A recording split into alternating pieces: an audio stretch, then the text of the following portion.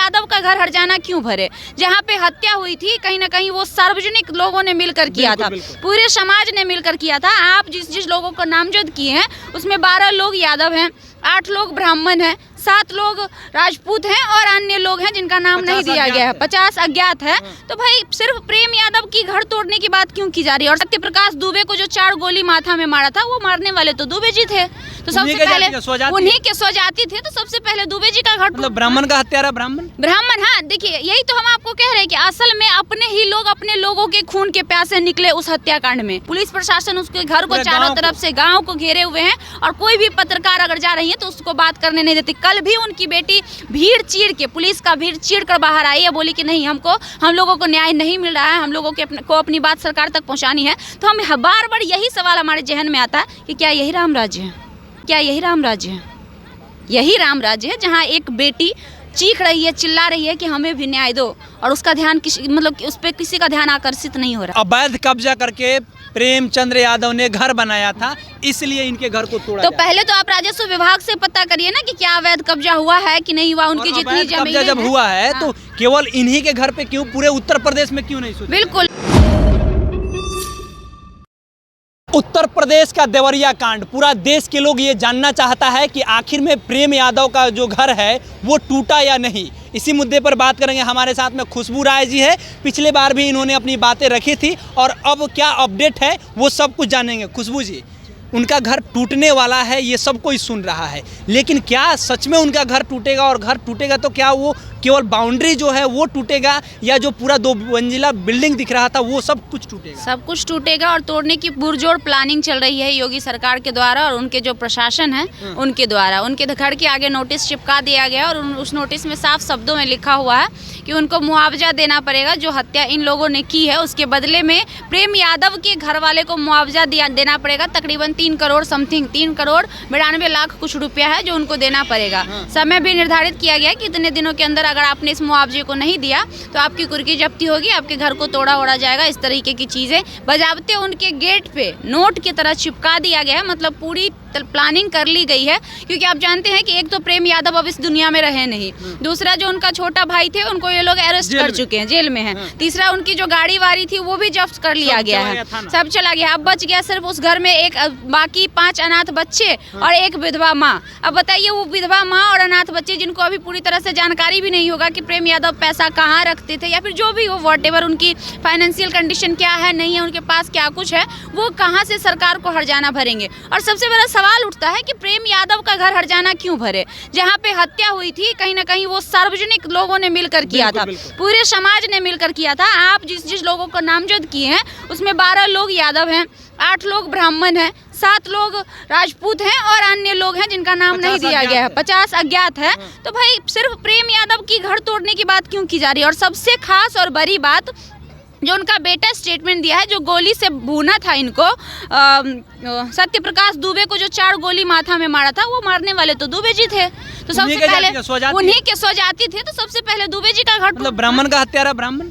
हाँ देखिए यही तो हम आपको कह रहे हैं कि असल में अपने ही लोग अपने लोगों के खून के प्यासे निकले उस हत्याकांड में, लेकिन लोग इसको जातिगत नाम इसलिए दे रहे हैं, लोग नहीं, स्पेशली जातिगत नाम इसको दे रहे हैं वो सारे नेता जिनको अपनी रोटी सेकनी है, जो नेता वहाँ जा रहे हैं, जो मिल रहे हैं, स्पेशली कोई इसके घर से कोई इसके घर से। आप इशारा में क्यों बात कर रहे हैं? इशारा नहीं, या साफ तौर पे योगी आदित्यनाथ उससे मिलने गए हैं, मतलब वो भी अपनी रोटी सेकने का काम कर रहे हैं। और कुछ यादव जाति के नेता इस ओर तो नेता गए ही नहीं है, ना के बराबर गए हैं, छोटे छोटे लोग गए हैं जो इनका समर्थन करने गए हैं, इनको सांत्वना देने गए हैं। असली में सारे नेता तो उस जगह गए हैं, चाहे वो हिंदू महासभा हो, चाहे वो योगी आदित्यनाथ खुद हो या फिर उनके सपोर्टर जितने भी है, सब तो जा रहे हैं दुबे जी के घर पे। तो बिल्कुल जाएंगे, क्योंकि वहाँ 5 लोग की हत्या हुई है, तो सही जाहिर सी बात है कि इंसानियत के नाते वहाँ ज्यादा लोगों को जाना चाहिए। भी तो एक लोगों की हत्या हुई है ना, यहाँ जाने में क्या आपत्ति है? अगर आप किसी के राजा हैं, अगर कहीं के आप सरकार हैं, सत्ता में आप बैठे हुए हैं, तो आपके लिए दोनों लोग तो समान होने चाहिए, एक बराबर होने चाहिए।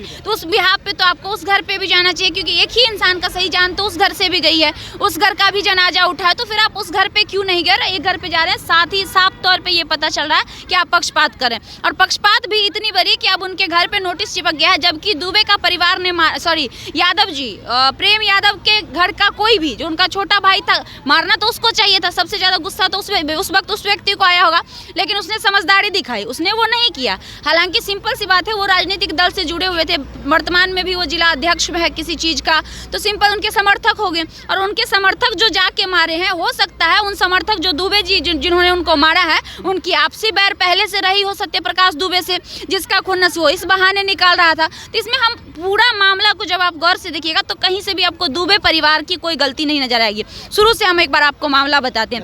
आज से 2014 में जमीन का लिखापरी हुआ था। लिखापरी इसलिए हुआ था कि सत्यप्रकाश यादव 2 भाई थे, उनके छोटे भाई जो थे साधु यादव, साधु दुबे, सॉरी, उनके छोटे भाई जो साधु दुबे थे, उन्होंने अपनी जमीन प्रेम यादव को इसलिए लिख दिया था कि उनके आपस में भाई में नहीं बनती थी। हाँ, उनको डाउट था कि मेरा जमीन मेरा भाई हड़प लेगा, क्योंकि वो बार बार उन पे उसी मानसिकता के हैं, इसलिए। तो जब इनके लिख दिए तो वो लगातार 8 सालों से 14 से 22, अगर आप देखिएगा तो लगभग 8 साल होता है, 8 सालों से अरंगा लगाने का काम कर रहे थे उनके जमीन पे। जब प्रेम यादव उस जमीन पर कोई कार्य करना चाहते थे, कब्जा करना चाहते थे, तब इनके द्वारा कुछ न कुछ हरकत कर दी जाती थी। तो अंत में एक दिन प्रेम यादव अपने खेत की ओर सुबह, जिस दिन की घटना है, मैं उस दिन की बात बता रही हूँ, सोमवार की घटना है, वो अपने खेत की ओर जिस दिन निकलते हैं खेत में पेड़ की कटाई हो रही होती है, जिसको देखने निकलते हैं, और देखते देखते वो बढ़ जाते हैं सत्यप्रकाश दुबे के घर पे।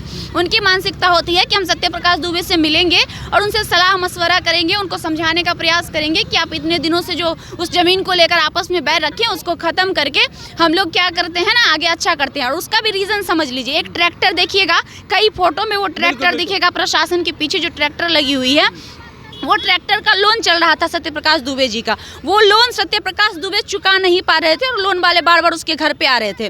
तो प्रेम यादव के दिमाग में ये चला कि क्यों ना हम सत्यप्रकाश दुबे से बात करके उनकी कुछ मदद कर दें, और मदद करने के बदले वो हमारी आपसी जो बैर चल रही है, रंजिश है, वो खत्म हो जाए। ये तो बहुत नेक काम था, इसमें तो कहीं से भी कोई गलत नहीं था। हालांकि उन्होंने अपना फायदा देखा, लेकिन कहीं ना कहीं वो बात को सुलह करने की बात कर रहे थे ना। आप कोर्ट में भी जाइएगा तो पहले 2 झगड़ा होता तो दोनों को कहा जाता है कि भाई मिलवा दिया जाता है। तो ये तो अच्छा सोच हुआ।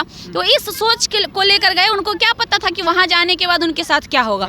जब अगर झगड़ा शुरू हुई तो कहीं ना कहीं सत्यप्रकाश दुबे ने झगड़ा शुरू किया होगा, तब हाथापाई हुई होगी, और हाथापाई होने के क्रम में उनके घर की एक महिला आती है और उनके सर पे बहुत जोर से किसी भारी भरकम चीजों से वार कर देता है और उनकी हत्या हो जाती है। वहीं पे स्पॉट डेथ हो जाता है और आक्रोशित ग्रामीण आते हैं, उनके परिवार को मारना चालू कर देते हैं। और ऐसा ये पहली बार नहीं, छोटा व्यक्ति तो थे नहीं, उनके समर्थक भी बहुत थे। तो सिंपल सामाजिक व्यक्ति जो होता है, राजनीतिक व्यक्ति जो होता है, या कोई भी सेलिब्रिटी ही होता है, अगर कोई उसको हाथ लगा देगा तो हजारों आदमी भिड़ जाएगा उसको मारने के लिए, आ जाता है। तो यहाँ सवाल ये उठता है कि अगर आप प्रेम यादव के घर पे बुलडोजर चलवा रहे हैं तो किस बिहाफ पे, और आपने जो मुआवजा देने की बात प्रेम यादव को की है वो किस बिहाफ पे की है? बताया जा रहा है कि अवैध कब्जा करके प्रेमचंद्र यादव ने घर बनाया था, इसलिए इनके घर को तोड़ा। तो पहले तो आप राजस्व विभाग से पता करिए ना कि क्या अवैध कब्जा हुआ है कि नहीं हुआ, उनकी जितनी जमीन जब हुआ है तो केवल इन्हीं के घर पे क्यों, पूरे उत्तर प्रदेश में क्यों नहीं? बिल्कुल, बहुत जगह ऐसी चीजें, सब पे आप देखिए,